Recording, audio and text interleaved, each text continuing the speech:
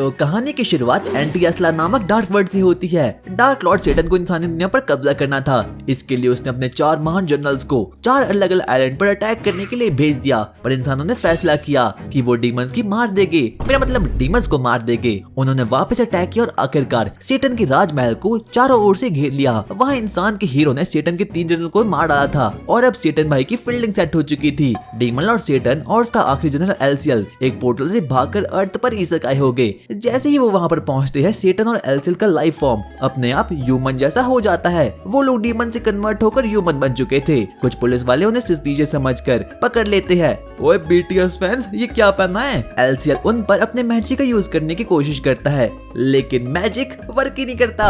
अब ये दोनों पावरलेस हो जाते हैं। उनकी डिमोनिक पावर्स कहीं गायब सी हो चुकी है। पुलिस उन्हें फॉरेनर समझकर स्टेशन ले जाते हैं पूछताछ करने के लिए। वहाँ सेटन अपनी बाकी की बची कुची हिप्नोसिस पावर का यूज करके इस दुनिया का पूरा इंफॉर्मेशन गैदर कर लेता है और अब उसे हिंदी भाषा भी आ चुकी थी और वो नॉलेज एलसीएल को भी ट्रांसफर हो चुका था। इस दुनिया में मैजिक वर्क नहीं करता, इसीलिए उनका डिमोनिक फॉर्म अब ऑटोमेटिकली ह्यूमन फॉर्म में बदल गया है। अब सेटन के पास जो मैजिक था वो भी लिमिट हो गया है। डिमोनिक फॉर्म में उनके पास इनफिनिट मैजिक था, पर अब ऐसा बिल्कुल भी नहीं है, यानी कि उनकी अब बुरी लग चुकी है। इंसानी दुनिया में प्रॉपर्ली जीने के लिए सेटन अपने हिप्नोसिस का यूज करके आधार कार्ड और थोड़ा बहुत पैसा अरेंज कर लेता है ताकि वो बैंक अकाउंट खोल सके, क्योंकि उसे फ्री फायर में टॉप अप भी करना था। उसके बाद वो और एलसीएल एक छोटी सी जगह रेंट पर ले लेते हैं रहने के लिए, पर ये जगह एंटी-असला नाम के उस रॉयल कैसल के सामने कुछ भी नहीं थी। लेकिन और कोई ऑप्शन भी तो नहीं था, क्योंकि उन्हें इंसानों ने बहुत बुरी तरीके से जो पहला था। सेटन और एलसीएल को जल्दी ही समझ आ जाता है कि इस दुनिया में एक ही चीज सबसे इम्पोर्टेंट है और वो है पैसा। तो वो दोनों जॉब एप्लीकेशन भरना शुरू कर देते हैं। सेटन अपना नाम चेंज करके शेडो कर लेता है और एलसीएल का नया नाम होता है एशिया। सेटन और एलसीएल अपनी नई इंसानी लाइफ में सेट होने की कोशिश करते हैं। एलसीएल, जो कि हमेशा से ही अपने मास्टर का लॉयल फॉलोअर रहा है, वो घर का ध्यान रखता था एक परफेक्ट वाइफ की तरह, जबकि सेटन रोज काम पर जाता था। एक दिन सेटन रास्ते में एक लड़की को देखता है जो कि बारिश में भीग रही होती है। वो एक सिग्मा बॉय था, इसीलिए वो उसे अपना छाता दे देता है। सेटन को प्लॉट के दर्शन हो सकते थे, पर वो इंट्रोवर्ट की तरह वहाँ से बिना कुछ बोले सीधा ही भाग जाता है। उन दोनों बेचारे डीमंस की बुरी तरह से लग चुके हैं। सेटन एक डार्क लॉर्ड होते हुए भी ढाबे पर काम कर रहा था, पर सेटन की कस्टमर सर्विस स्किल्स सरप्राइजिंगली काफी ज्यादा सॉलिड होती है। सेटन ने इंसानों के रैट रेस को एक्सेप्ट कर लिया है और अब उसे टेंशन है बस एक प्रमोशन की, जो कि उनके ढाबे के बेस्ट वर्कर को मिलेगी। सेटन को प्रमोशन मिल भी जाता है और अब वो अपनी फेवरेट वाइफू यानी कि एलसीएल को खुश रख सकता है और फ्री फायर में भी पैसे फूंक सकता है। जब वो एक्साइटमेंट के साथ घर लौट रहा था, तभी उसे वहाँ एक लड़की मिलती है जिसे कि उसने बारिश में छाता दिया था। वो बोलती है, तुम डार्क लॉर्ड सेटन हो ना? सेटन की फटकर हाथ में आ चुकी थी। तुम्हें कैसे पता?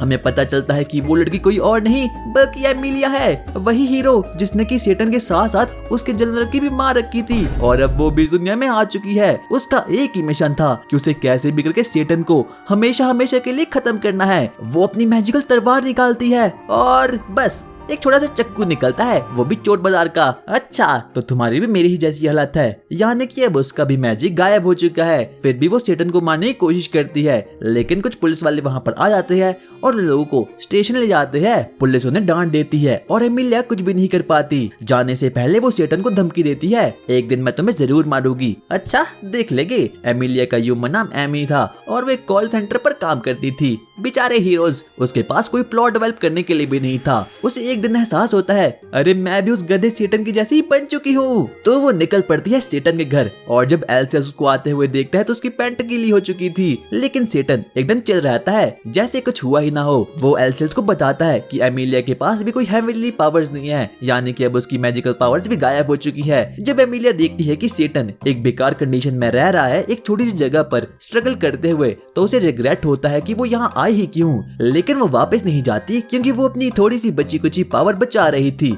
इन केस सेटो ने कुछ इविल किया तो उसका बॉयफ्रेंड भी उसके साथ आने वाला था, लेकिन वो पोर्टल टाइम पर क्रॉस नहीं कर पाया, इसीलिए वो उसी दुनिया में फंस चुका है। एमी को उन लोगों पर कुछ शक होता है, इसीलिए वो उनका पीछा करने लगती है, लेकिन वो लोग हमेशा बेसिक ह्यूमन एक्टिविटीज ही करते, जैसे कि शॉपिंग करना और फ्री फायर खेलना। सडाओ की एक कोवर्कर भी थी जिसका नाम था चिहो, चियो को सडाओ पर कुछ ज्यादा ही बड़ा वाला क्रश था और वो एक प्रकार की निब्बी थी। एमी को सडाओ के साथ बातें करते हुए देखते ही वो काफी ज्यादा जेलस हो चुकी थी। एमी सडाओ को कहती है तुम्हें इसी जिंदगी में रहना चाहिए क्योंकि एंटी असला के तुम बिल्कुल भी लायक नहीं। तभी अचानक से एक अजीब सी फोर्स उन पर अटैक कर देती है मैजिकल शॉट के साथ। दोनों भाग जाते हैं। एमी का घर काफी ज्यादा दूर था और भागते भागते वक्त उसका वॉलेट भी कहीं खो जाता है। तो वो सडाओ से पूछती है क्या मैं तुम्हारे घर रुक सकती हूँ। एशिया को ये आइडिया बिल्कुल भी पसंद नहीं आता लेकिन सडाओ बहुत चिल होता है और वो हाँ कर देता है। वो एमी को अगले दिन बस राइड के लिए 1000 रुपए भी दे देता है और अगले सुबह एमी उनके लिए थैंक यू के तौर पर अचार बनाती है। उसके बाद हम देखते हैं कि चियो सडाओ को मैसेज भेजती है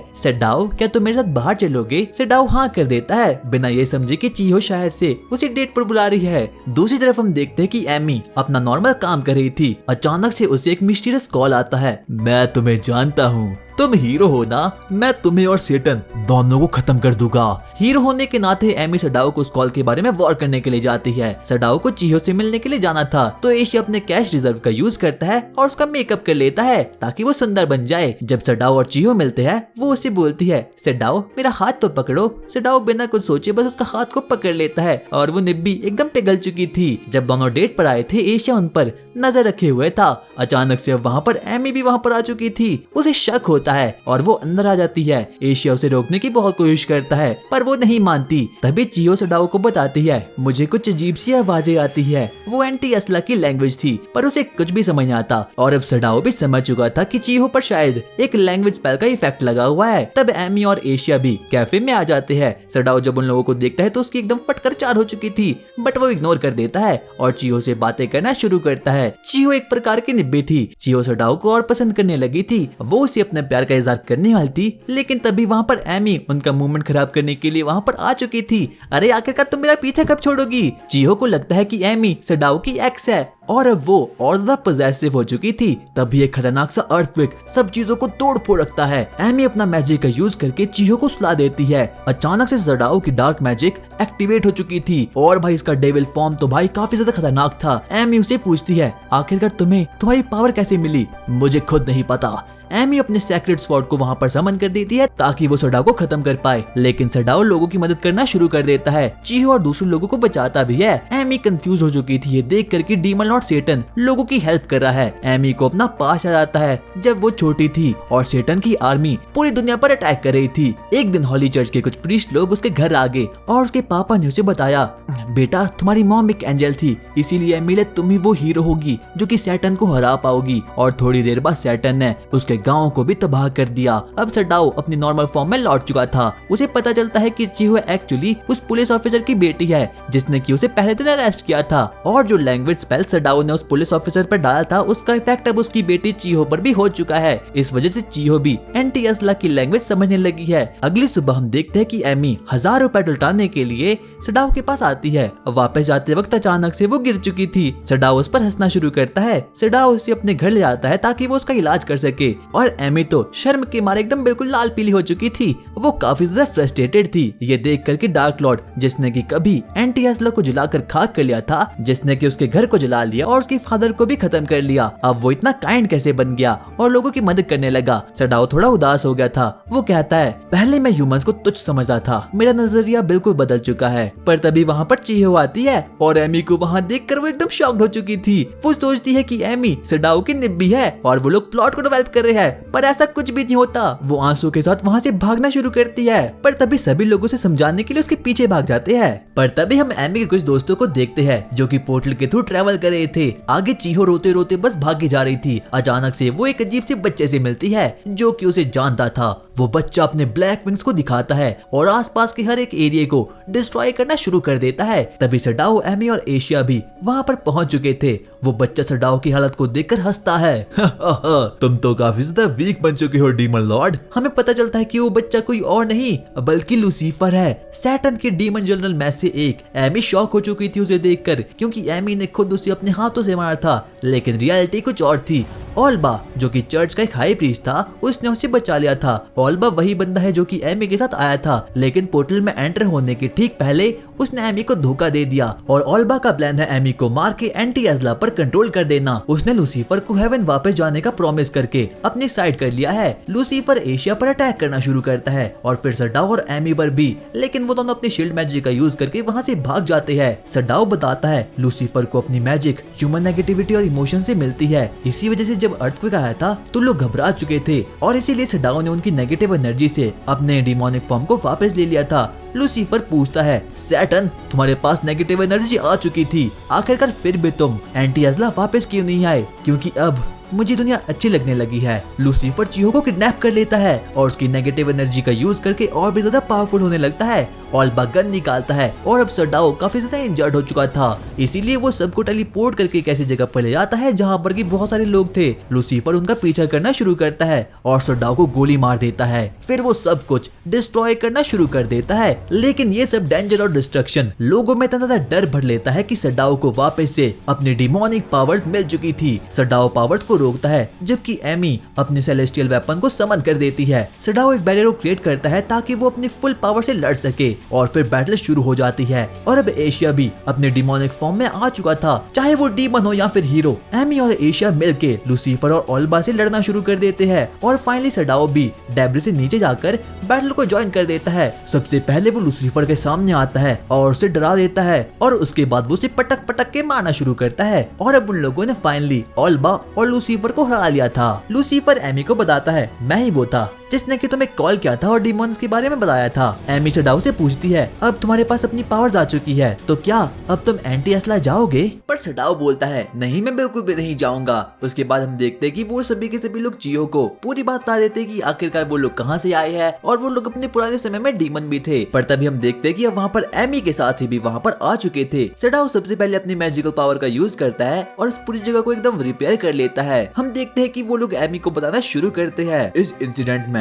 ऑल्बा नहीं बल्कि पूरी चर्च ही शामिल थी और अब चर्च एकदम इविल में कन्वर्ट हो चुकी है। वहीं दूसरी तरफ हम लोग सडाओ और चियो को देखते हैं जो कि वापस अपने ढाबे पर आ चुके थे। चियो उसे बोलती है सडाओ क्या तुम वापस से एंटी एज़ला जाने वाले हो? नहीं, मैं ऐसा नहीं करने वाला क्योंकि मेरे पास कोई पावर भी नहीं बची है, पर मेरे पास इतनी पावर है कि मैं तुम्हारे साथ प्लॉट को डेवलप कर सकता हूँ। पर इतने में हम देखते कि वो गुस्से में आ चुकी थी। सडाओ बोलता है क्या होगा अगर मैं तेरी हड्डियों का चूरमा बनाकर उसे खा लूं? पर तभी हम लोग देखते हैं कि वो लोग तो अपने रेस्टोरेंट में बैठे हुए थे और सडाओ अपने खाने से बातें कर रहा था। वो लोग साथ मिलकर बातें करना शुरू करते हैं और अब जो लूसीफर है वो भी उन्हीं के साथ रहने लगा है। पर एल्सेस को ये बात बिल्कुल भी पसंद नहीं आती क्योंकि लूसीफर ने उन लोगों के साथ गद्दारी जो की थी, इसीलिए वो ऐसा करने से साफ साफ मना कर देता है। वहीं हम देखते हैं कि लूसीफर को उन लोगों ने एक नया मिशन दे रखा है। उसका मिशन ये है कि उसे कैसे भी करके एक ऐसे जरिए को ढूंढना है जिसकी वजह से कि उन लोगों की पावर वापस से आ जाए ताकि वो लोग एंटी एज़ला वापस जा पाए। पर तभी हम लोग एंटी एज़ला की चर्च को देखते हैं। वहाँ पर ग्रैंड प्रीस्ट बोलता है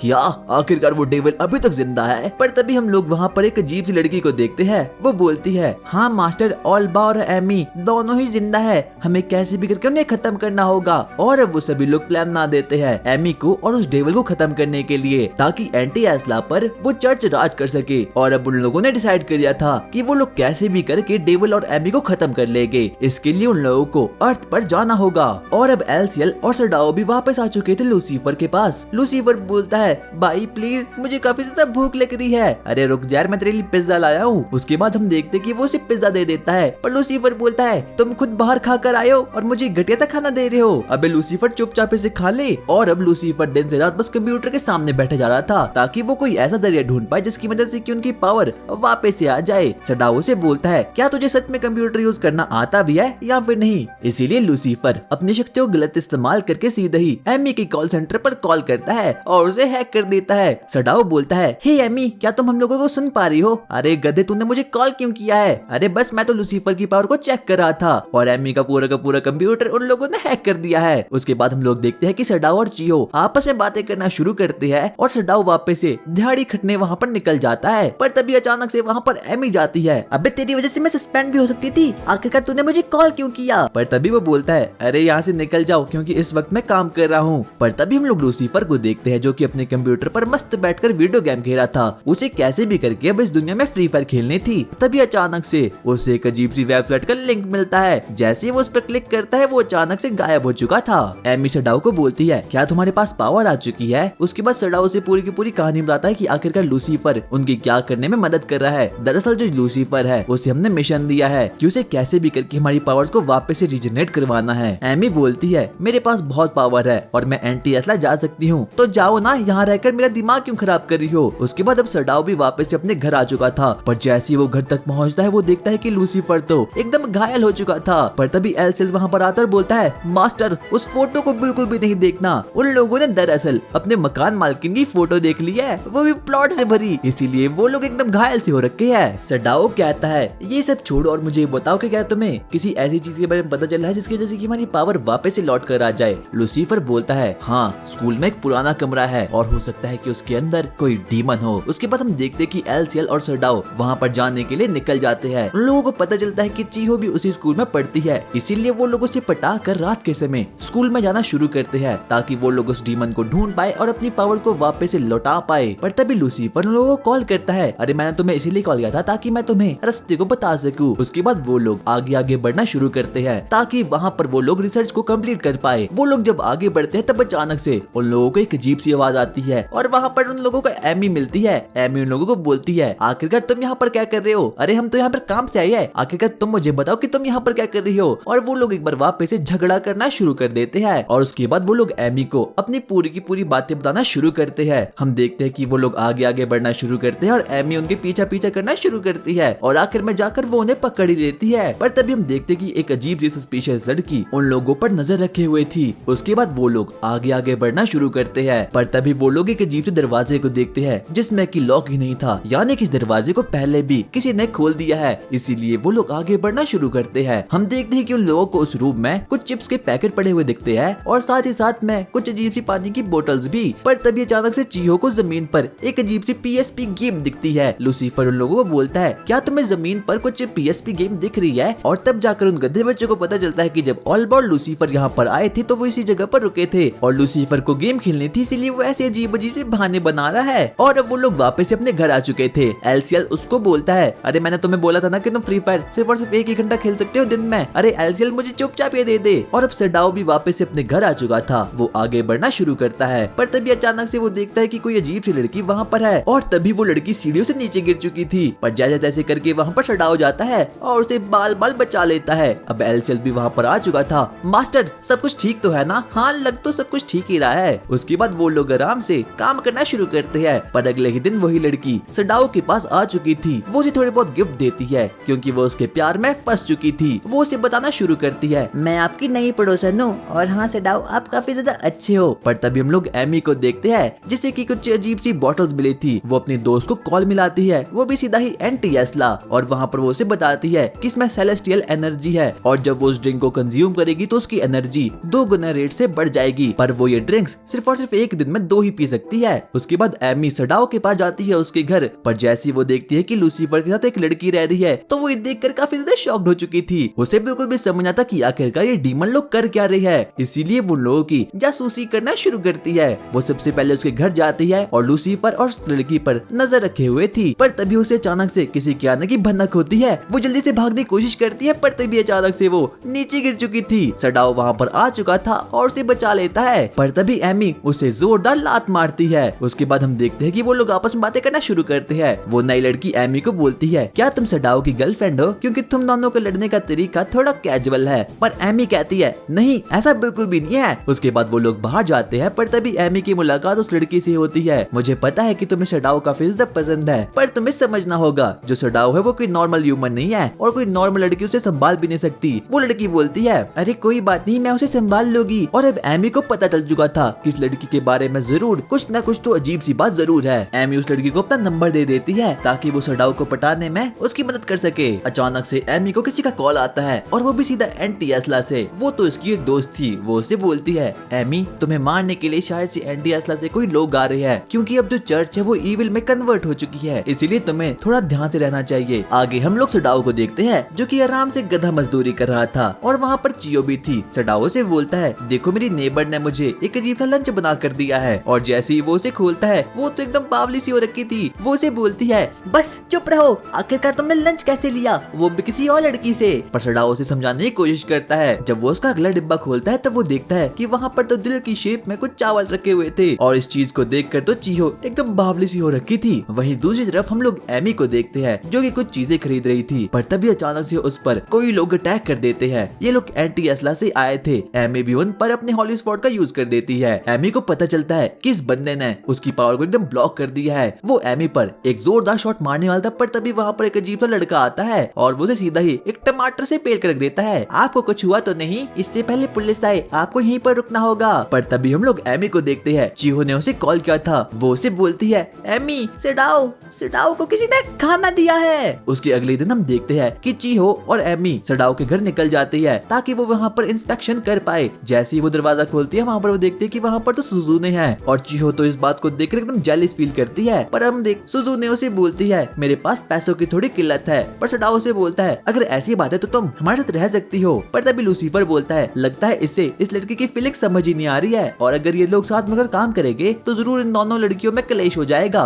और वो भी सडाओ के पीछे। उसके बाद सडाओ चीहो को लेकर बाहर वॉक पर जाता है। सडाओ से बोलता है, क्या तुम्हें दिक्कत नहीं होती मुझसे, क्योंकि मैं पुराने जमाने में डेविल किंग रह चुका हूँ। चीहो उसे बोलती है, मैं एमी के साथ रहती हूँ, इसलिए मुझे पता है कि तुमने अपने पुराने जमाने में क्या किया है, पर फिर भी मुझे तुम्हारे साथ काफी ज्यादा अच्छा लगता है। पर तभी वहाँ पर विघन डालने के सुजुने आ चुकी थी। चीहो उसे बोलती है, आखिरकार तुम कब से हमारी बातों को सुन रही थी? जब से तुमने अपने प्यार का इजहार करना शुरू किया। उसके बाद वो लोग आगे बढ़ना शुरू करते हैं। आगे एमी और सुजुने एक रेलवे स्टेशन पे थी। सुजुने ने आज तक कभी भी ट्रेन को नहीं देखा, इसीलिए एमी को थोड़ा बहुत शौक होता है। वो उसे पूछती है, क्या तुमने कभी ट्रेन को नहीं देखा? नहीं, मैंने कभी नहीं देखा। अब उसका शक यकीन में बदल चुका था। तो क्या तुम एंटी असला से हो? वो बोलती है, हाँ मैं एंटी असला से हूँ। तो तुमने आखिरकार मुझे बताया क्यों नहीं? क्योंकि मैं हीरो एमी हूँ। और अब एमी को भी उसके बारे में पता चल चुका था। दरअसल ये लड़की चर्च के लिए काम करती है और उसका एक ही मकसद है कि इसे कैसे भी करके सडाओ को खत्म करना है। इसीलिए नाटक कर रही है और सडाओ के पास आने की कोशिश करती है। पर तभी एमी उसे बोलती है, चाहे तुम जो कुछ भी करो, पर डेविल किंग को मैं खत्म करूंगी, चाहे वो अभी अपनी ह्यूमन फॉर्म में हो। पर हम लोगों को पता है कि वो है तो वैसे भी एक डेविल ही। और इतना कहने के बाद वो वहाँ से निकल जाती है। आगे हम देखते हैं कि एमी की दोस्त सुजुने और रीका आगे बढ़ना शुरू करती है ताकि वो लोग वहाँ पर खाना खाने के लिए आ सके। वो लोग सबसे पहले सडाओ के रेस्टोरेंट में जाना शुरू करते हैं, पर वहाँ कोई भी भीड़ नहीं थी, इसीलिए वो उसके सामने वाले ढाबे में ही यानी कि SFC में जाना शुरू करते हैं। और वहाँ का मैनेजर रीका पर डोर डालना शुरू करता है, इसीलिए वो वहाँ से भाग चुका था। उसके बाद हम देखते हैं कि वो लोग सडाओ की बातें करना शुरू करती है। एमी उसे बोलती है, सडाओ एक नंबर का गधा और लूजर आदमी है और वो बिल्कुल भी अच्छा नहीं है। पर रीका को मन था सडाओ से मिलने का। पर तभी हम देखते हैं कि कहीं से आवाज आती है, मैं अपने मास्टर के बारे में कुछ भी नहीं सुनूंगा। हमें पता चलता है कि वहाँ पर तो आर्चेल भी था। हमें पता चलता है कि आर्चेल को सडाओ ने ही भेजा है ताकि वो SFC की जानकारी प्राप्त कर सके। ये वही ढाबा है जो कि सडाओ के ढाबे के ठीक सामने खुला है, क्योंकि दिन प्रतिदिन सडाओ का ढाबा अब थोड़ा बहुत वीक हो रहा है, इसीलिए कैसे भी करके उसे कंपटीशन को टक्कर तो दे दी होगी। और अब जिम्मेदारी सडाओ पर आ चुकी है, इसीलिए वो लाख कोशिश करता है ताकि उसकी जगह पर कस्टमर आ जाए, पर ऐसा कुछ भी नहीं होता। अब वो सभी लड़कियां सडाओ के रेस्टोरेंट में वहाँ पर आ चुकी थी। वहाँ पर अब चीहो भी आती है और जब रीका चीहो को देखती तो वो काफी ज्यादा शॉक्ड हो चुकी थी। वो उसे अपने थोड़े बहुत प्लॉट के दर्शन करवाती है। रीका सडाओ को बोलती है, तुम तो एकदम से वीक हो, पर मैंने तुम्हारे बारे में कुछ और ही सुना था। इसलिए सडाओ बोलता है, देखो अब तो मैं क्या करता हूँ। सबसे पहले वो अपने कुछ वर्कर्स को बाहर निकालता है ताकि वहाँ पर कुछ और लोग भी आ जाए। पर तभी वहाँ पर एक अजीब सा आदमी आता है बैम्बूज को लेकर। चीहो एमी को बताती है कि ये सब कुछ सडाओ का आइडिया है, पता नहीं वो क्या कर रहा है। हम देखते हैं कि धीरे धीरे कि अब वहाँ पर भी आदमी आना शुरू हो चुके थे, क्योंकि सडाओ ने एक अजीब सी स्कीम को जारी किया था। पर तभी सडाओ की मैनेजर सडाओ के पास आती है, तो मैं नेक्स्ट वीक मेरे दोस्त के रेस्टोरेंट में काम करना होगा, क्योंकि वहाँ पर काफी ज्यादा अच्छा होने वाला है। सडाओ को बिल्कुल भी समझ आता कि आखिरकार ये ह्यूमन लोग यहाँ पर कर क्या रहे हैं, पर उसके पास कोई भी ऑप्शन नहीं था, इसीलिए ना चाहते हुए भी उसे मानना ही पड़ता है। जब सडाओ वापस अपने घर आ चुका था, लूसीफर उसे बताता है कि जहाँ पर वो नेक्स्ट वीक काम करने वाला है वहाँ पर एक हॉन्टेड हाउस भी है, यानी कि अब उसे अपनी पावर्स काफी ज्यादा मिल सकती है। हम देखते हैं कि वो सभी के सभी लड़कियां भी डिसाइड करती है कि वो लोग भी हॉन्टेड हाउस में जाएगी ताकि वो लोग वहाँ रहकर सडाओ की जानकारी प्राप्त कर सके और उसे इविल बनने से रोक पाए। अगले ही दिन वो सभी के सभी लोग वहाँ पर घूमने के लिए भी आ जाते हैं और सडाओ भाई तो मस्त अपना काम करना शुरू करते हैं। पर तभी वहाँ पर चिहो आती है और उसे बोलती है आखिरकार प्लॉट कैसे लग रहे हैं। पर सडाओ को इंसानी भाषा बिल्कुल भी समझ आती है, इसीलिए वो बोलता है बहुत बुरे लग रहे हैं। इसीलिए चिहो को ना चाहते हुए वहाँ से जाना पड़ता है। आगे हम देखते हैं कि अब वो लोग हॉन्टेड हाउस में आ चुके थे ताकि वो लोग वहाँ पर रहकर अपनी पावर को वापस से एक्सट्रैक्ट कर पाए। बाकी लड़कियां भी वहाँ पर निकल जाती है, पर जब चिहो वहाँ पर पहुँचती तो वो काफी ज्यादा डर चुकी थी, इसीलिए वो वहाँ से भाग चुकी थी। हम देखते हैं कि एमी और सुजुने भी अब वहाँ से डर कर भाग चुकी थी। आगे हम एक बंदर को देखते हैं जिसका नाम भी सडाओ था। उसके मालिक से वो कहीं गायब सा हो चुका था। अचानक से हम देखते हैं कि वो बंदर वाला सडाओ चिहो के प्लॉट के दर्शन को चूम लेता है, पर तभी वहाँ पर उसका मालिक आता है और बोलता है सडाओ आखिरकार तुम कहाँ हो। किसी को भी ये समझ आता कि आखिरकार ये लोग कर क्या रही है। उसके बाद वो लोग आगे बढ़ना शुरू करते हैं, पर तभी हम देखते हैं कि उस पार्क में अजीब अजीब से मगरमच्छ आगे बढ़ना शुरू करते हैं। वो लोग अब पानी से बाहर निकल चुके थे, इसीलिए सभी लोग अब डरना शुरू करते हैं और उन लोगों के नेगेटिव इमोशन से सडाओ को अपना ऑरा मिल चुका था। जब सुजुने सडाओ की इविल फॉर्म को देखती है तो वो काफी ज्यादा डर चुकी थी। ह्यूमंस के नेगेटिव इमोशन से अब सडाओ की एनर्जी वापस आ चुकी थी, पर सडाओ बिल्कुल भी कोई इविल हरकतें नहीं करता, बल्कि वो तो सभी के सभी मगरमच्छों को हिप्नोटाइज करके वापस से नदी में भेज देता है। और इस तरह से सडाओ का काम आज पूरा हो चुका था। उसके बाद वो लोग वापस से अपना घर जाना शुरू करते हैं, पर तभी अचानक से हम देखते हैं कि सुजुने रेलवे स्टेशन पर एक अजीब से आदमी को देखती है, पर अचानक से वो कहीं गायब हो चुका था। उसके बाद हम देखते हैं कि आर्सेल की तबीयत भी बिल्कुल भी ठीक नहीं थी। वो लूसीफर को बोलता है आखिरकार तुमने इतनी सारी चीजें मंगवाई क्यों है। हम देखते हैं कि लूसीफर तो बस दिन से रात पीसी के पास बैठा हुआ था और वो अचानक से नई नई चीजों को वहाँ पर मंगवा देता है। अब उनके पास काफी ज्यादा पार्सल हो चुके थे और ये किसी और ने नहीं बल्कि उनके मकान मालिक ने उसे भेजे थे ताकि वो सडाओ की शॉट के साथ खेल सके, पर अफसोस उसे ऐसा करने का बिल्कुल भी मौका नहीं मिलता। पर तभी हम सुजुने को देखते हैं। दरअसल वो अजीब सा आदमी सुजुने के पास आता है और वो उसे बोलता है क्या तुम्हारा मकसद भी सडाओ को मारने का है? मुझे पता था कि तुम चर्च से हो। उसके बाद हम सुजुने के पास को देखते हैं। जो सुजुने थी वो चर्च के लिए काम करती थी। उसे एक मिशन मिला था पूरे के पूरे विलेज को निपटाने का। वो सभी लोगों के खाने में जहर को मिलवाती है और अब सभी लोग टपक चुके थे, पर बाद में जाकर उसे रिग्रेट होता है। ये सोचती हो कि उसने इतने सारे नॉर्मल ह्यूमंस की बलि जो दी है, पर ऑल्बा उसे ऐसा करने से ठीक ठीक मना कर देता है। आगे हम लोग चिहो को देखते हैं जो कि सडाओ के पास आई थी। उसे बिल्कुल भी समझ नहीं आता कि आखिरकार इतने सारे पार्सल सडाओ के पास कर क्या रहे हैं। यहाँ तक कि सडाओ को भी पता नहीं होता।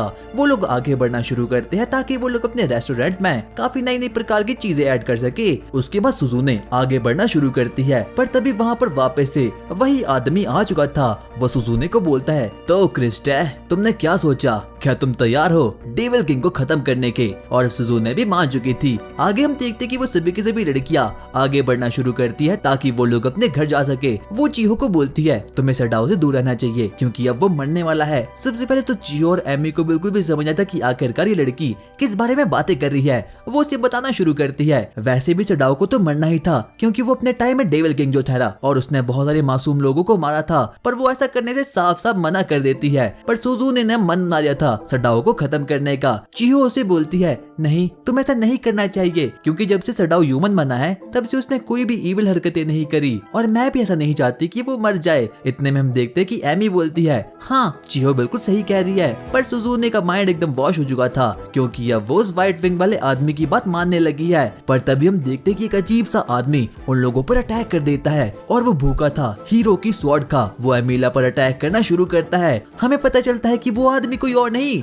बल्कि SFC का मैनेजर है। ये भी एंटी असला की चर्च के लिए काम करता है और इसका एक ही मकसद है सेटन को खत्म करना। वो एमिलिया पर अटैक करना शुरू करता है। इसका नाम सीरिया था और इसका एक ही मकसद है कि इसे कैसे भी करके सडाओ को खत्म करना है और एमिलिया की हीरोइक स्वॉर्ड को लेना है ताकि ये एंटी असला पर कब्जा कर सके। सबसे पहले हम देखते कि सुजुने चिहो पर स्लीपिंग मैजिक का यूज करती है, पर तभी अचानक से चिहो की मॉम सडाओ को कॉल कर देती है। वो उसे बोलती है बेटा क्या तुम्हें पता है कि आखिरकार चिहो कहाँ है? नहीं मुझे बिल्कुल भी नहीं पता। उसके बाद सडाओ लूसीफर को कॉल करता है चिहो का पता लगाने के लिए, पर उसके बारे में उसे भी कुछ पता नहीं होता। लूसीफर उसको बोलता है सेटन मुझे एक बात का पता चल रहा है जो SFC का मैनेजर है वो रियल लाइफ में एग्जिस्ट ही नहीं करता, पता नहीं वो कौन है। और अब सडाओ को उस पर शक हो चुका था, इसीलिए वो सबसे पहले एमिलिया के ट्रैक रिकॉर्ड को निकालता है और उसे ट्रैक करना शुरू करता है। वो जल्दी से उसकी ओर भागना शुरू करता है और वहीं दूसरी तरफ हम आर्सेल को देखते हैं जिसकी तबीयत की काफी ज्यादा खराब होती है। हमें पता चलता है कि आर्सेल की तबीयत किसी और ने नहीं बल्कि सुजुने ने खराब की है अपना खाना देकर। वो आगे बढ़ना शुरू करता है, पर तभी उसे एक अजीब सा आदमी मिलता है जो कि घायल था। वो उसकी ओर आगे बढ़ना शुरू करता है, पर तभी उसके पीछे से ओल्बा आता है और अब ओल्बा भी वापस से सही हो चुका था। वो लोग साथ मिलकर काम कर रहे हैं ताकि वो लोग डीमन गॉड सेटन को खत्म कर पाए। और वहीं दूसरी तरफ हम लोग सेरिल को देखते हैं। वो एमी को बहुत बुरी तरीके से टॉर्चर कर रहा था। वो उसे बोलता है, मुझे जल्दी से बता दो कि आखिरकार वो हीरोइक स्वॉर्ड कहाँ है, पर एमी उसे कुछ भी नहीं बताती। वो उसे बोलती है, मेरे पास कोई भी पावर नहीं है, इसीलिए वो स्वॉर्ड सामान्य नहीं होती। पर सेरिल को ये सभी बातें एकदम झूठ लगती है, इसीलिए वो उसके अभद्र कारनामे करना शुरू करता है ताकि उसे जैसे भी करके स्वॉर्ड मिल पाए। वो उसे बोलता है, मेरी एक ही पावर है, जब तक मेरे पास मून रहेगा तब तक मेरी पावर और ज्यादा स्ट्रॉन्ग होती रहेगी। अचानक से शेडो भी अब वहाँ पर पहुंच चुका था, पर तभी अचानक से वो एक अजीब से इनविजिबल बैरियर से टकरा चुका था और अब सेरिल को भी उसके आने के बारे में पता चल चुका है। वो सुजुने को बोलता है, क्या तुम तैयार हो उसे खत्म करने के लिए? सुजुने भी सबसे पहले अपने वेपन को निकालती है और उसकी ओर आगे बढ़ना शुरू करती है। वहीं हम देखते कि सडाओ ने भी अब अपनी मैजिकल पावर का यूज करके उस बैरियर को खत्म कर दिया है, पर तभी सुजुने उसकी ओर आगे बढ़ती है। सडाओ बोलता है, टाइम प्लीज। उसके बाद वो अपने कपड़े निकालना शुरू करता है। सुजुने बोलती है, आखिरकार तुम ये क्या कर रहे हो? अरे जो मेरे कपड़े है ये रेंटेड है, इसीलिए मैं इसे खराब नहीं कर सकता। सडाओ नंगू पुंगू होकर उस पर अटैक करना शुरू करता है, पर वो काफी ज्यादा वीक था क्योंकि उसके पास डेविल की कोई भी पावर नहीं थी। आगे हम लूसीफर को देखते हैं जिसके पास कि अब ओल्बा आ चुका था। ओल्बा उसे बोलता है, क्या तुम हेवन में जाना चाहोगे? अगर ऐसा करना है तो मेरे पीछे आओ, और वो भी आगे बढ़ना शुरू करता है। वहीं दूसरी तरफ हम लोग सेरिल को देखते हैं और वो एमी के साथ अजीब अजीब सी कारनामे करना शुरू करता है ताकि उसे हीरोइक स्वॉर्ड मिल पाए, पर तभी अचानक से वहाँ पर सडाओ आ चुका था। वो उसे बोलता है, सेटन अब तुम काफी ज्यादा वीक हो चुके हो, इसीलिए वो उस पर अटैक करना शुरू करता है। उसे लग रहा था कि वो डीमन किंग को बड़ी आसानी से खत्म कर लेगा। सेरिल उसको बोलता है, मेरे पास एक पावर है, अगर चांद मेरे पास आ जाए तो मैं काफी ज्यादा स्ट्रॉन्ग हो जाता हूँ। आगे ओल्बा भी माना ड्रिंक को पी लेता है और अब उसकी मैजिकल पावर की हेल्प से अब चांद अर्थ के काफी ज्यादा नजदीक आ चुका था, यानी कि सेरियल को हराना ऑलमोस्ट इम्पॉसिबल हो चुका था। अब हम देखते हैं कि सेरियल अब काफी ज्यादा स्ट्रॉन्ग बन चुका था, पर तभी हम देखते हैं कि अचानक से एयरसेल के पास भी अपनी माना पावर वापस आ चुकी थी। पर अब चांद धरती के काफी ज्यादा क्लोज आ चुका है,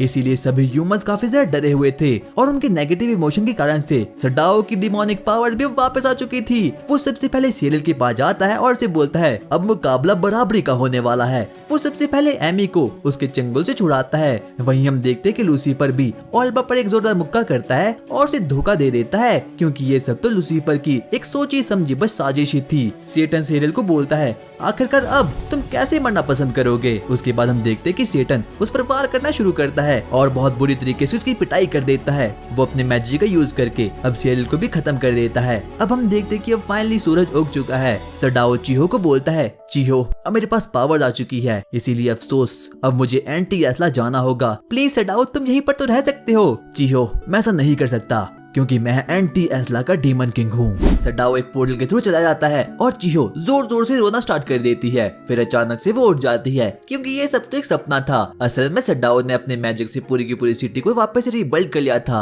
और फिर एक गेट खुला ताकि वो सीरियल को वापस से डीमन रेल में भेज सके, लेकिन वो काम ही नहीं करता। बैम्बू ट्री जो कि सडाओ ने एन्चेंट किया था अब वो एक पोर्टल बन चुका है और अब सीरियल भी वापस आ चुका था। मैनेजर सडाओ और चीहो उससे मिलते हैं और मैनेजर को बताते हैं कि वो कोई और नहीं बल्कि SFC का मैनेजर था। दूसरी तरफ एमी को भी अब कुछ अजीब अजीब से सपने आने लगते हैं, जहाँ पर वो देखती है कि सडाओ ह्यूमन वर्ल्ड को डिस्ट्रॉय करने लगता है, तो वो जाके उसके घर पर नजर रखने लगती है। वहाँ वो एक लव ट्रायंगल को देखती है। चीहो और सुजुने सडाओ को खाना खिला रही थी, तभी एशिया भी वहाँ पर आ चुका था। सडाओ बोलता है, जाओ और बर्गर्स लेके आओ। एमी को कॉल करके वार्न कर देती है और कहती है, अगर तुम्हें कुछ भी अनयूजुअल लगे तो मुझे कॉल कर देना, क्योंकि एशिया डीमन रेल में आ रहा है। अब एमी को शक होने लगता है जब वो सडाओ के घर के बाहर बहुत सारे पैकेज को देखती है। उसे लगता है कि ये सिर्फ डीमन रेल्म से आया है। बाद में एमिलिया उसे कॉल करती है। वो उसे बोलती है, अभी तक तो कुछ भी नहीं हुआ। अब चीहो भी कंफ्यूज हो चुकी थी क्योंकि सडाओ मैनेजर से अपनी शिफ्ट को स्विच करने के लिए बोलता है, जो कि आज तक तो उसने कभी भी नहीं किया। चीहो उससे पूछती है, सडाओ क्या तुम एंटी एस्ला वापस जा रहे हो? पर सडाओ बोलता है, अरे मेरे पास कोई भी मैजिक पावर नहीं है ट्रैवल करने के लिए, और वो उसे कुछ भी नहीं बताता। अगले दिन हम देखते हैं कि एमी और चीहो सडाओ का पीछा करने लगते हैं ताकि वो लोग पता लगा पाए कि आखिरकार वो छुपा कह रहा है। पर वो लोग देखते हैं कि सडाओ तो एक कंस्ट्रक्शन साइट पर काम कर रहा है, उसे कुछ एक्स्ट्रा पैसे चाहिए थे और अब एमी भी उसके ऊपर लगा हुआ ट्रैकर को निकाल देती है। वो उसे बोलती है, सडाओ तुम्हारे घर के बाहर इतने सारे बॉक्सेस क्यों हैं? पर सडाओ को इस बारे में कुछ भी पता नहीं था, इसीलिए वो लोग मिलजुल कर लूसीफर के घर जाते हैं, जहाँ पर उन लोगों को पता चलता है कि एक सेल्समैन ने लूसीफर को चोला लगा दिया है और बिना सोचे समझे लूसीफर ने बहुत सारे पैकेजेस को वहाँ पर ऑर्डर कर लिया है। सडाओ कंपनी को कॉल करता है ताकि वो ये सभी चीजें रिटर्न कर पाए, पर ऐसा कुछ भी नहीं होता क्योंकि वो सेल्समैन एक नंबर का स्कैमर आदमी था और वो उसे सीधा सीधा बोल देता है, सर आप ऐसा बिल्कुल भी नहीं कर सकते। इसीलिए वो लोग सीधा ही कंपनी तक पहुंच चुके थे और वहाँ पर जाकर उन्हें पता चलता है कि वहाँ पर तो एशिया भी काम करता है। अचानक से तब वहाँ पर मैनेजर भी आ चुका था। वो उसे बोलता है, देखो हम इसमें कुछ भी नहीं कर सकते क्योंकि उस बच्चे ने खुद कॉन्ट्रैक्ट को साइन किया था। तब एमी अपने आईक्यू का यूज करती है। लूसीफर अभी भी इस दुनिया में टीनेजर है, इसीलिए वो कुछ भी चीज को साइन नहीं कर सकता बिना कुछ उसके पेरेंट्स को कहे, और अब उन लोगों को उनके पैसे वापस ही मिल चुके थे। रात को जब सडाओ का काम खत्म हो जाता है तो बारिश होने लगती है। अचानक से सडाओ उसी जगह पर पहुंचता है जहाँ पर उसने पहली बार एमिलिया को छाता दिया था। हम देखते हैं कि वहाँ पर तो एमिलिया ही खड़ी थी। वो उसे छाता देती है और बोलती है, हमारा हिसाब किताब बराबर हुआ। सडाओ कहता है थैंक्स और वो ब्लश करना शुरू कर देती है। एंटी एस्ला में हम देखते हैं कि किंग सेटन के निकलने के बाद अचानक से सभी के सभी किंगडम के लोगों ने बहुत सारे खतरनाक क्रिएचर्स को वहाँ पर खत्म कर लिया है। एक रात एक एंजल सेटन की खाली कैसल में आती है और एक छोटी सी ट्री को एनर्जी बॉल में बदल देती है और अब उन डेविल्स का रहना ह्यूमन वर्ल्ड में काफी ज्यादा मुश्किल हो गया है। आशा ही गुस्सा करती है लूसीफर क्योंकि उसने पूरे के पूरे बजट की वाट लगा दी है, क्योंकि उसने पूरे के पूरे बजट से वीडियो गेम्स परचेज कर दी है और साथ ही साथ फ्री फायर में टॉप अप कर लिया है। सडाओ काम पर जाता है लेकिन देखता है कि एमी फिर से उसके दरवाजे पर है। सडाओ को कुछ अजीब सा फील होता है लेकिन वो इग्नोर कर देता है। आशिया भी अब जॉब ढूंढने के लिए बाहर निकलता है ताकि वो ज्यादा पैसे कमा सके और अब लूसीफर घर की वाइफू बन चुकी है। एमी सुजुने से मिलने के लिए जाती है लेकिन उससे भी कुछ तो अजीब सा फील हो रहा था। उसे याद आता है कि सडाओ ने भी यही फीलिंग शेयर की थी पर ऐसा कुछ भी नहीं था। उन लोगों को शक होता है सीरियल पर सुजुने कहती है नहीं, सीरियल तो काफी ज्यादा बिजी है क्योंकि वो सडाओ की मैनेजर के प्यार में पड़ चुका है और तकरीबन एक दिन में 10 बार बर्गर खाने के लिए जाता है और अब तो वो काफी ज्यादा मोटा भी हो चुका है। एशिया लूसीफर को हाउस वर्क सिखाने की ट्रेनिंग दे रहा होता है लेकिन तभी लूसीफर को किसी अजीब सी प्रेजेंस का फील होता है, लेकिन एशिया को लगता है कि वो तो बस ट्रेनिंग से भागना चाहता है। थोड़ी देर बाद लूसीफर वॉशिंग मशीन में कुछ देखकर चिल्लाता है। सबको लगता है कि किसी ने उस पर अटैक कर लिया है लेकिन वो तो बस एक कॉकरोच होता है। शाम को अब सब लोग फ्लैग स्टैक्स को जलाते हैं ताकि अपने एंसेस्टर की आत्माओं को गाइड कर सके। ये एक रिचुअल था पर अचानक से स्मोक से एक अजीब सा गेट ओपन हो चुका था और उसमें से एक बहुत ही बड़ा गोल्डन एप्पल बाहर निकलता है। एमी कंप्लेंट करती है और बोलती है जब भी मैं सडाओ के साथ होती हूँ जरूर कुछ ना कुछ तो अजीब हरकतें जरूर होती है। सडाओ बोलता है मुझे लगता है कि इसके पीछे जरूर तुम्हारा ही हाथ होगा, लेकिन अब वो काफी ज्यादा गुस्से में आ चुकी थी इसीलिए वो अपने सेक्रेट स्वॉर्ड को बाहर निकालती है, जिसे बचने के लिए सडाओ उस गोल्डन एप्पल का यूज करता है अपने आप को डिफेंड करने के लिए। लेकिन तभी वो फ्रूट अचानक से एक छोटी सी क्यूटी सी लड़की में ट्रांसफॉर्म हो जाता है। जब वो लड़की उठती है तो वो बोलती है सायोनारा। उसका नाम आल्सिरियस होता है। उसे याद नहीं होता कि आखिरकार वो कहाँ से आई होती है। वो उसे पूछता है बच्ची तुम्हारे डैड कौन है? मेरे डैड सेटन है। और चीहो तो ये सुनकर एकदम शॉक हो चुकी थी। उसे लगता है कि सडाओ की डीमन रियल में कोई वाइफ और बच्चा है और अब एशिया भी एकदम पागल हो चुका था क्योंकि सडाओ ने उससे ये बात छिपाई थी। सडाओ सबको शांत करने की कोशिश करता है पर ऐसा कुछ भी नहीं होता। वो उसे पूछता है तो बच्ची तुम्हारी मॉम कौन है? वो बोलती है मेरी मॉम का नाम एमी है। और एमी तो ये देखकर काफी ज्यादा शॉक्ड हो चुकी थी और अब बाकी के सभी लोग भी सडाओ की भावनाओं को समझ चुके थे, इसीलिए वो डिसाइड करते कि वो लोग कैसे भी करके उस छोटी सी बच्ची का ध्यान रखेंगे। वो लोग उसकी ड्यूटी आपस में बांट लेते हैं पर तभी हम देखते कि वो छोटी सी लड़की जाकर सीधा ही एमिलिया को गले से लगा देती है और अब एमिलिया के पास भी कोई ऑप्शन नहीं बचता और वो मान जाती है कि वो उसकी टेक केयर करेगी। पर लूसीफर को लगता है कि आखिरकार ये बच्ची यहाँ पर आई तो आई कैसे, और बाकी के सभी लोग भी ये सोचना शुरू कर देते हैं। सुजुने कहती है मैं इस बच्ची का ख्याल रखूंगी क्योंकि उसने अपने पुराने जमाने में बहुत से बच्चों का ख्याल रखा है। अगले दिन हम देखते कि चीहो आशिया के पास कुछ सामानों को लेकर वहाँ पर आ चुकी थी उस छोटी सी बच्ची के लिए और वो छोटी बच्ची अभी भी बस सो ही रही थी। और अब चीहो भी आशिया को पूरी की पूरी बातें बता देती है कि आखिरकार उसने ऐसा यहाँ पर क्यों किया है। पर तभी हम देखते हैं कि अब वहाँ पर सुजुने भी आ चुकी थी। जैसे ही वो छोटी लड़की उठती है वो रोना शुरू कर देती है पर अब वहाँ पर सुजुने आ चुकी थी इसीलिए वो चुप हो चुकी थी। वो लोग उसे बताते हैं कि आखिरकार उन लोगों का नाम क्या है। आगे अब एमी भी अपने दोस्त यानी कि रीका को उस छोटी बच्ची के बारे में बता देती है। वो लोग काफी ज्यादा खुश हो चुके थे इसीलिए रीका एमी को डिज्नीलैंड की कुछ टिकटें देती है ताकि वो छोटी बच्ची के साथ मजे कर सके। वहीं हम देखते कि सडाओ तो अभी भी बस काम करा था, पर तभी वहाँ पर चीहो उस छोटी बच्ची को लेकर आ जाती है। वो बोलती है पापा पापा गोदी। इस बात को सुनकर तो सभी लोग एकदम शॉक्ड हो चुके थे। सभी लोगों को लग रहा था कि छोटी बच्ची चीहो और सडाओ की है, पर मैनेजर ऐसा करने से मान जाती है। वो उसे बोलती है अगर तुम्हारे पास कोई छोटी बच्ची है तो ये तुम्हारी जिम्मेदारी है उसे सही से संभालने की। पर तभी वहाँ पर सीरियल आता है। उसे लगता है कि वो छोटी बच्ची सडाओ और उस मैनेजर की है, और अब सुजो ने उसे समझाने की बहुत कोशिश करती है। उसके बाद हम देखते हैं कि मैनेजर भी सडाओ और बाकी लड़कियों को डिज्नीलैंड के टिकट्स दे देती है ताकि वो लोग आराम से मौज काट सके। और अब एमी भी उसी छोटी बच्चे के बारे में सोच सोच कर एक बावली हो रही थी, इसीलिए वो सीधे ही अपनी दोस्त एमेराल्ड को कॉल करती है एंटी अजला में। वो उसे उस छोटी बच्ची के बारे में पूरी जानकारी को दे देती है। और अगले दिन अब सडाओ और वो बच्ची डिज्नीलैंड की ओर आगे बढ़ना शुरू करती है, पर उनका पीछा कोई तो एक अजीब सी सस्पिशियस लड़की कर रही थी। और अब वहाँ पर एमी भी आ चुकी थी, पर उसके साथ वहाँ पर रीका भी थी। वो लोग आगे आगे बढ़ना शुरू करते हैं ताकि वो उस छोटी सी बच्ची को खुश कर पाए, और वो काफी ज्यादा खुश हो चुकी थी। वो उन लोगों को बोलती है मम्मी पापा मुझे आपके साथ रहना है। उस छोटी बच्ची को पावर रेंजर्स देखना काफी ज्यादा पसंद थे, इसीलिए ना चाहते हुए भी एमी को सडाओ के पास बैठना पड़ता है और पूरा का पूरा शो साथ मिलकर देखना पड़ता है एक पेरेंट्स की तरह। पर तभी अचानक से उस छोटी बच्चे के माथे पर एक अजीब सा निशान चमकना शुरू हो चुका था। उसे काफी ज्यादा तकलीफ हो रही थी, इसीलिए सडाओ और एमी उसे लेकर वहाँ से बाहर भाग चुके थे। सडाओ उसके लिए पानी लेने के लिए बाहर जाता है, पर तभी पीछे से एक अजीब सी एंजल बाहर निकलती है और कहती है ये निशान मैंने इस बच्ची को दिया है। और जैसे ही वो अपनी रिंग उसके माथे पर लाती है और अब वो बच्ची पूरी तरह से सही हो चुकी थी। एमी को पहले तो कुछ भी समझ आता कि आखिरकार ये किस प्रकार की एंजल है। वो उसे बोलती है मैं एंटी असला से आई हूँ, और हाँ मैं भी एक एंजल ही हूँ, और क्या तुम्हें पता नहीं मैं डेविल किंग से भी काफी खतरनाक हूँ। एमी को कुछ भी समझना था कि आखिरकार ये लड़की क्या बोल रही है, पर जैसे ही वहाँ पर सडाओ आता है अचानक से वो एंजल वहाँ से गायब हो चुकी थी। और अब उन लोगों को पता चला है कि एंजल अर्थ पे आने वाले हैं डेविल किंग को खत्म करने के लिए, और उनका एक ही एम है कि उन लोगों को कैसे भी करके एमी की सेलेस्टियल स्वॉर्ड की जरूरत होगी। आगे वो लोग डिज्नीलैंड में काफी मौज काटना शुरू करते हैं। हम देखते हैं कि रीका को आशा काफी ज्यादा पसंद आने लगा है, और अब सडाओ और एमी भी आपस में बातें करना शुरू करते हैं। सडाओ एमी को बोलता है जब मैं एक छोटा बच्चा था एंटी असला में तब मेरी जान एक एंजल ने बचाई थी, और हाँ उसने ही मुझे पावर्स दी थी। एमी को पता चल चुका था कि सेटन की माइंड वॉशिंग के पीछे किसी और का हाथ नहीं बल्कि उस एंजल का ही है। उस एंजल ने सेटन को मून का एक बीज दिया था, और जब जाकर वो पैदा हुआ तब वो गोल्डन एप्पल में कन्वर्ट हो गया, और वो सीड कोई और नहीं बल्कि यही छोटी बच्ची है। यानी कि अब उन लोगों को पता चल चुका था कि आखिरकार ये छोटी बच्ची यहाँ पर आई तो आई कैसे। वो उन लोगों को बोलती है मॉम डैड प्लीज आप हमेशा ही साथ में रहना, इसीलिए ना चाहते हुए भी उन लोगों को ऐसा ही करना पड़ता है। यहाँ तक कि उस बच्ची के कहने पर वो लोग अपनी फैमिली पिक्चर्स को भी खिंचवाते हैं। आगे अब वो लोग अपने घर तक पहुँच चुके थे, तब हमें पता चलता है कि लूसीफर और सुजुने को तो एंजल की आर्मी ने घेरा हुआ है और वो उन्हें मारने की फिराक में है। तभी एंजल का लीडर जिसका नाम कि गैब्रियल होता है वो बोलता है अच्छा तो तुम आ चुके हो, चुपचाप इस बच्ची को मुझे दे दो। पर वो बोलती है नहीं ये बुरे अंकल है, मैं इनके पास नहीं जाऊंगी। और अब सडाओ भी तैयार हो चुका था उसे पेलने के लिए, पर तभी गैब्रियल अपनी मैजिक का यूज करता है। लगता है तुम तो बिल्कुल वीक हो चुके हो सेटन। पर तभी अचानक से वहाँ पर चीहो आती है और कहती है नहीं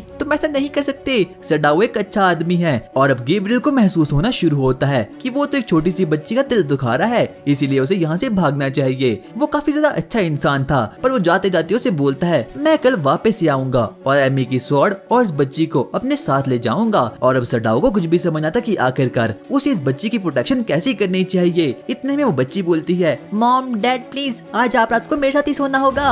और अब उनके पास कोई भी ऑप्शन नहीं था, इसीलिए ना चाहते हुए भी उन्हें मानना ही पड़ता है। उसके बाद हम लोग देखते हैं कि वो लोग उसकी देखभाल करना शुरू करते हैं, और ना चाहते हुए भी उन लोगों को साथ मिलकर सोना पड़ता है उस बच्ची के लिए। एमी तो बस सडाओ के बारे में सोचे जा रही थी, और अब अगला दिन शुरू हो चुका था। जैसे ही उन लोगों की नींद खुलती है वो लोग देखते हैं कि उनके ठीक सामने तो गैब्रियल है। वो उन्हें बोलता है देखो मैं यहाँ पर आ चुका हूँ, चुपचाप मुझे एमी की स्वॉर्ड दे दो या फिर इस बच्ची को दे दो। पर सडाओ बोलता है प्लीज मेरे पास एक ऑफर है, आप इसके बदले में मेरा गला लीजिए। पर गैब्रियल ऐसा करने से साफ साफ मना कर देता है। उसके बाद वो सडाओ को मारना शुरू करता है, पर तभी अचानक से उस बच्ची के अंदर की पावर एक्टिवेट हो चुकी थी। मेरे डैड को परेशान मत करो। वो गैब्रियल पर एक जोरदार लेजर बीम फेंकती है, और अब वो लोग पंगा करना शुरू करते हैं। अचानक से एमी की स्वॉर्ड भी ब्रेक हो चुकी थी। वो एमी को बोलती है प्लीज मेरे डैड को बचा लेना। और अब हम लोग देखते हैं कि वो लोग साथ मिलकर काम करना शुरू करते हैं और गैब्रियल को पीटना शुरू करते हैं। सडाओ मंडे गिरने वाला था, पर तभी वो बच्ची अपने मैजिक को एक्टिवेट करके उसे फाइनली बचा लेती है और अब वो बच्ची मैजिकल बॉल बनकर कहीं आसमान में गायब सी हो चुकी थी। वहीं हम देखते कि एमी तो अभी भी गैब्रियल पर अटैक करना शुरू करती है। जाते जाते गैब्रियल उससे बोलता है, मैं वापस आऊंगा और तुम्हारी स्वॉर्ड को अपने साथ ले जाऊंगा।